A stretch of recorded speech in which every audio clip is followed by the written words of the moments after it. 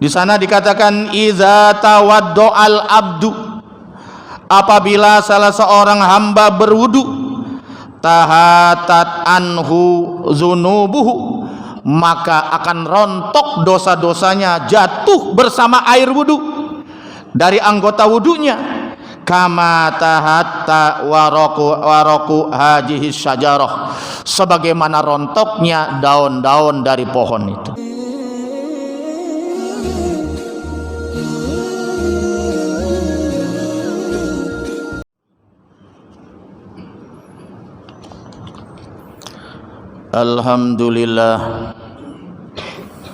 Alhamdulillahilladzi arsala rasulahu bil huda wa dinil haqq liyuzhirahu ala dini kullih wa kafa billahi syahida. Asyhadu an la ilaha illallah wahdahu la syarikalah wa asyhadu anna sayyidana Muhammadan abduhu wa rasuluh.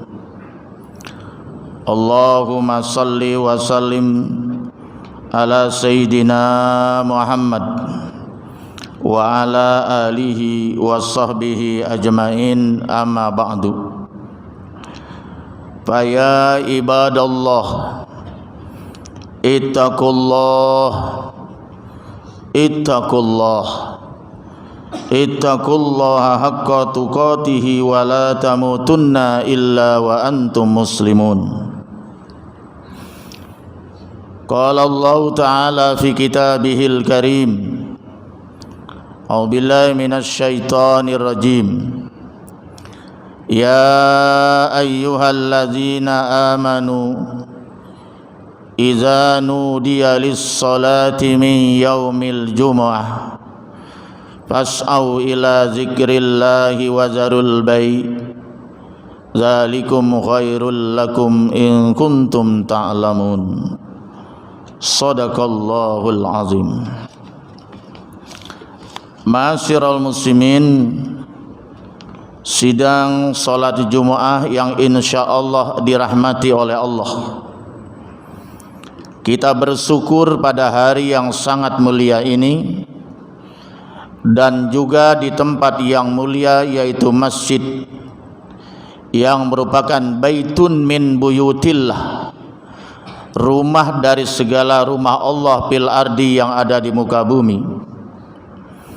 Kita bisa berkumpul bersama-sama di tempat yang mulia ini di tengah-tengah kesibukan urusan duniawi, tak lain dan tak bukan dalam rangka melaksanakan salah satu kewajiban kita kepada Allah, yaitu melaksanakan rangkaian ibadah Jumat. Dan hal ini kita lakukan dalam rangka meningkatkan kualitas keimanan serta ketakwaan kita kepada Allah Subhanahu wa taala. Karena pada akhirnya ending kehidupan manusia kelak di hadapan Allah, yang paling mulia adalah orang yang paling bertakwa kepada Allah Subhanahu wa taala. Inna akramakum indallahi atqakum. Salawat dan salam kita sampaikan kepada Nabi besar Muhammad sallallahu alaihi wasallam sebagai Sayyidul Anbiya wal Mursalin, khairul bashar.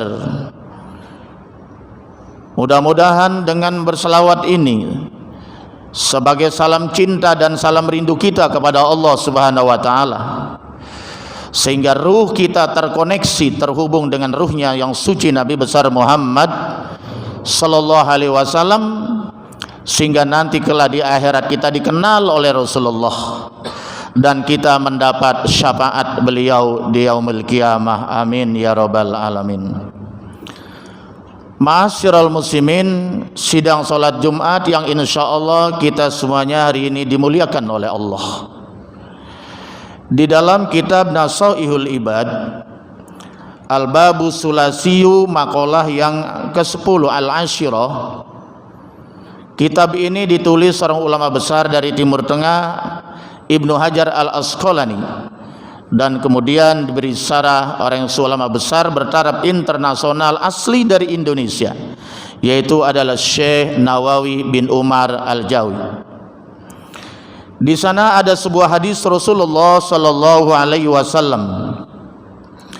Salah satu nafarin, ada 3 komunitas manusia, ada 3 kelompok manusia kelak nanti di hari kiamat. Yuzillumullah tahta arsyihi. Yang 3 komunitas manusia ini akan dinaungi oleh arsy Allah. Yauma la zilla illa zilluh, di mana pada hari itu tidak ada yang bisa memberikan naungan, termasuk pejabat tinggi, jenderal berbintang 4, bahkan pengacara yang hebat, hakim, seluruhnya tak berdaya pada saat itu, karena yang bisa memberikan pembelaan hanya satu, yaitu adalah Allah Subhanahu wa ta'ala. Mudah-mudahan dari 3 kelompok manusia di akhirat ini, kita yang berkumpul pada siang hari ini termasuk di dalamnya. Amin.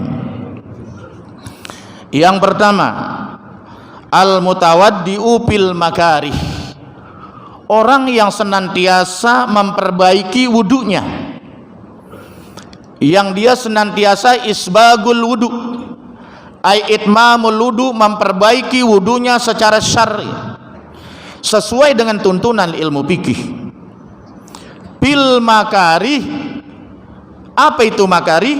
Jamak dari makrah, yang artinya fi auqatil masyaqqah, yaitu adalah pada waktu-waktu yang sulit. Mana itu waktu yang sulit? Kemudian di sini musannif menjelaskan auqatul bardil syadid, yaitu pada waktu-waktu di mana dingin yang luar biasa. Kita sudah tahu semua bahwa Madinah itu sangat dingin kalau musim dingin, bahkan melebihi dinginnya daripada dinginnya di kota Mekah. Lebih-lebih yaitu di bulan Januari dan Februari, bahkan Desember pun sudah mulai masuk musim dingin. Dinginnya luar biasa sampai terasa ke tulang. Tapi dalam kondisi yang sulit semacam itu, orang yang masih mau berwudu dengan sebaik mungkin sesuai dengan tuntunan syara, maka orang yang semacam ini nanti di hari kiamat dinaungi oleh Allah Subhanahu wa ta'ala. Ini kenapa sampai Nabi bersabda semacam ini? Mungkin kalau kita lihat secara kontekstual atau asbabul wurud, Nabi bersabda ini pada waktu musim dingin, memotivasi, memberikan pelajaran kepada para sahabat, walau kondisi apapun, lakukanlah wudu sebaik mungkin. Kenapa demikian? Karena wudu adalah syartun min syurutis sholah, bahwa wudu adalah salah satu syarat sahnya sholat. Kalau syaratnya itu terpenuhi benar, maka sholatnya pun benar. Kalau syaratnya tidak sah, maka secara hukum sholatnya pun tidak sah. La sholata liman la wudu'alah, maka tidak sah sholat seorang kalau tidak tanpa berwudu dengan secara benar. Di samping wudu itu juga mempunyai nilai fadilah, hikmah yang sangat besar, sebagaimana dalam sebuah hadis yang diriwayatkan oleh Imam Al-Baihaqi dari Sulaiman.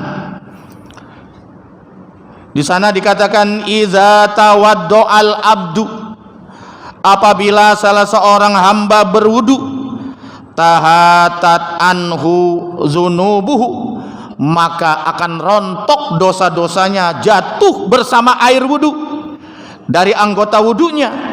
Kama tahatta waraku hajihi syajarah, sebagaimana rontoknya daun-daun dalam kegelapan. Kita bisa bayangkan bagaimana di zaman Rasulullah dan sahabat, pada saat itu masjid Nabi pun masih dari tanah, belum ada marmer seperti sekarang, belum ada listrik seperti sekarang, mana Madinah siang dan malam sulit dibedakan, karena malam pun terang benderang bagaikan siang. Tapi di zaman Rasulullah masih suasana gelap gulita, jalannya yang masih tanah, masih berpasir, masih berbatuan, di tengah-tengah kegelapan baik di waktu Isya maupun subuh khususnya, tapi dia masih mau melangkahkan kakinya berangkat ke masjid di tengah-tengah kegelapan. Untuk apa? Di sini dijelaskan li ajli sholatil jamaah, untuk mendapatkan meraih solat berjamaah. Subhanallah. Nabi sedang mengajarkan kita betapa pentingnya solat berjamaah itu. Rasulullah bersabda dalam sebuah hadis yang diriwayatkan oleh Syaikhaini, yaitu Bukhari dan Muslim atau muttafaqun alaih, Salatul jamaah afdalu min salatil fajr bisab'in wa isrina darajatan. Bahwa solat berjamaah itu lebih unggul, lebih utama daripada solat sendirian, dengan perbandingan 1 berbanding 27 kali lipat, 27 derajat. Kalau kita solat sendirian di rumah, pahalanya hanya 1, itu pun kalau syarat dan rukunnya terpenuhi. Tapi kalau kita solat berjamaah di masjid atau di musola terdekat, maka pahalanya 27 kali lipat. Inilah kelebihan solat berjamaah. Rasulullah sedang memotivasi kita agar kita ini sebagai kaum laki-laki yang sejati harusnya solat di masjid, sebagaimana dicontohkan oleh Rasulullah dan para sahabat. Tidak pernah solat 5 waktu, solat mafruḍah di rumah, kecuali solat-solat sunnah Nabi mengajarkan di rumah. Tapi solat 5 waktu Nabi dan sahabat selalu mengerjakannya di masjid.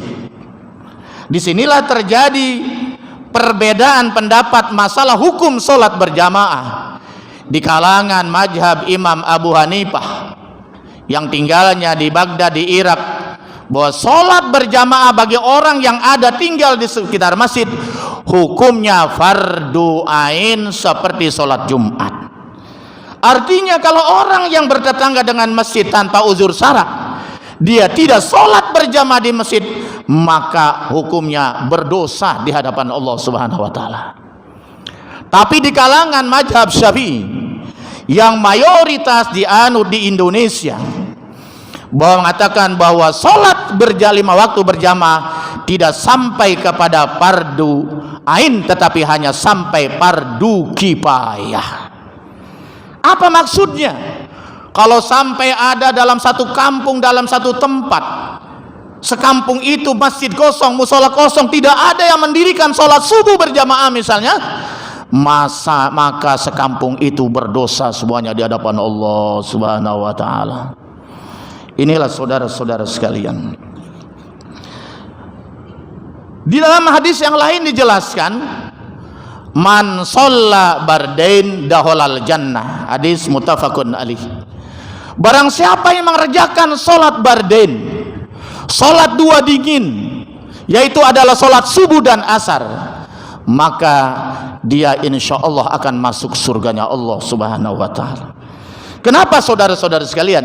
Karena solat subuh ini adalah solat yang langsung disaksikan oleh para malaikat Allah, baik itu malaikat siang maupun malaikat malam. Sebagaimana di dalam surat Al-Isra dikatakan, yaitu surat Al-Isra, aqimis shalah liduluki syamsi ila ghasaqil lail. Dirikanlah solat dari mulai tergelincir matahari sampai terbenam matahari, sampai datang kegelapan. Ulama berpendapat ini adalah solat asar. Wa Qur'anal fajri, yaitu solat subuh. Qur'anal fajri, bacaan-bacaan solat subuh. Inna Qur'anal fajri kana masyhuda, bahwa sungguhnya solat subuh itu disaksikan oleh para malaikat Allah. Inilah saudara-saudara sekalian. Jadi bahwa ada amal ibadah itu yang memang diangkat setiap hari, di absen, dicatat oleh malaikat siang dan malam yang menyaksikan pada saat itu, karena mereka yata'aqabuna, mereka bergantian, mereka terganti sip. Malaikat penjaga malam selesainya di waktu subuh, masuklah malaikat penjaga siang di waktu subuh, ya, sampai waktu asar. Mereka ketemu di situ, menyaksikan orang-orang yang berada di dalam masjid solat berjamaah. kemudian diangkat itu amal ibadah kita ke hadirat Allah Subhanahu wa taala. Kemudian Allah menanyakan, wahai para malaikatmu, siapa saja itu yang ada di masjid salat berjamaah, dicatat dia. Kalau dia berada salat berjamaah pada waktu subuh dan asar, beruntunglah dia, karena dia termasuk orang yang berjamaah salat pada saat itu. Subhanallah. Yang ketiga, yang terakhir, orang yang akan mendapat naungan nanti di yaumul qiyamah oleh Allah Subhanahu wa taala adalah wa mut'imul ja'i.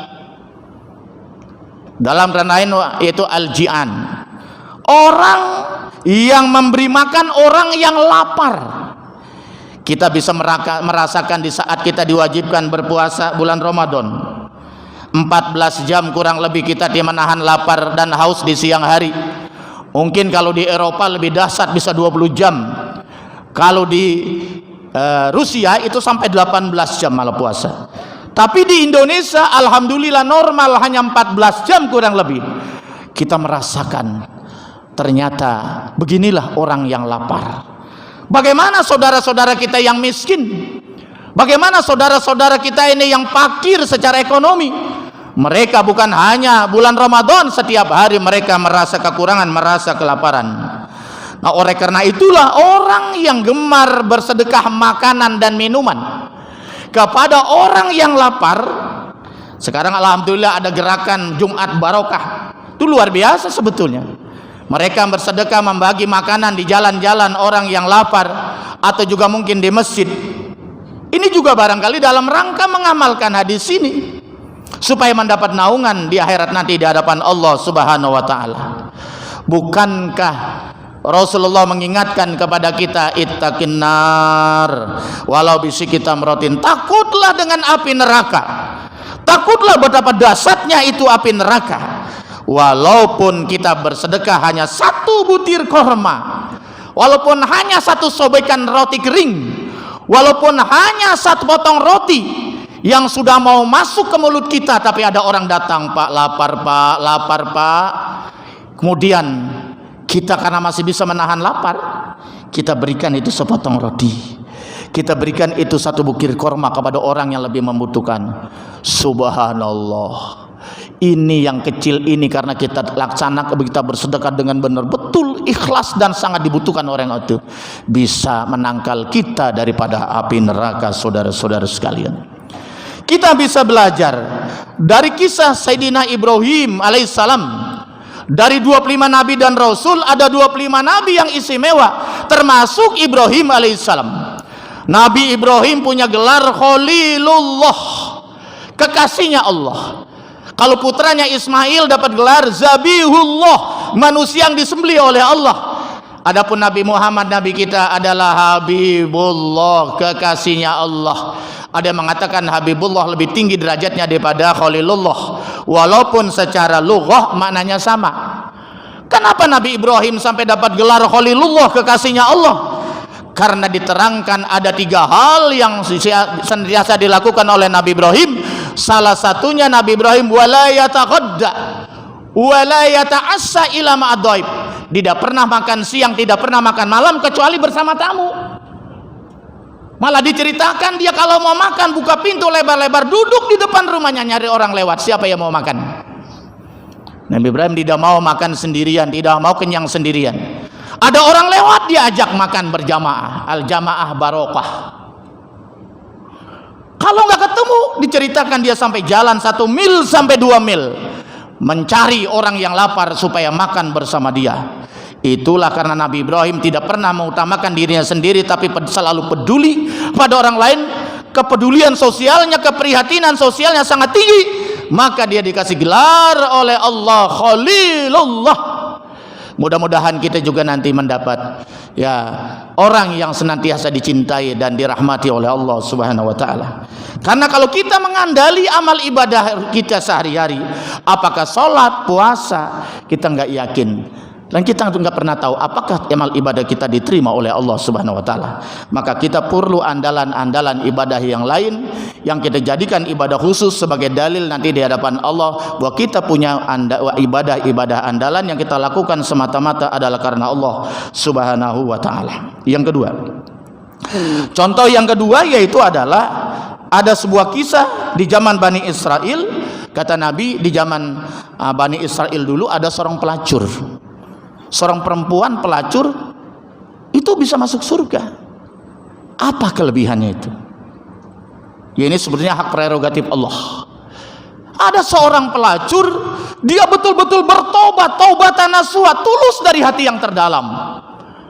Di saat dia tengah-tengah bertobat kepada Allah dengan tulus dan ikhlas, kemudian dia melihat seekor anjing tersungkur, bak melet-melet, mengangkat kepalanya aja hampir tidak mampu karena saking hausnya luar biasa. Atsyan sadidan. Kemudian dia berusaha keras, karena air tidak gampang seperti di daerah kita ini. Dia carikan air itu, bahkan dia copot sepatunya, dia pasang tali, dia cari itu air di sumur yang terdalam. Akhirnya dapat juga itu air, dia minumkan kepada anjing, sehingga anjing menjadi segar kembali, dia bisa berdiri kembali. Dan itu dia lakukan karena dengan hati yang lembut, dengan hati yang ikhlas. Ternyata Allah redho dengan amalan yang seperti ini. Walaupun anjing itu najis muwaladah, Allah sangat redho melihat hambanya yang bertobat ini melakukan, menolong makhluknya dengan penuh kasih sayang. Akhirnya dia mendapat ampunan dari Allah dari dosa-dosanya yang begitu banyak, dan dia akan masuk surga. Kenapa saudara-saudara sekalian? Karena Allah itu Al-Ghaffar.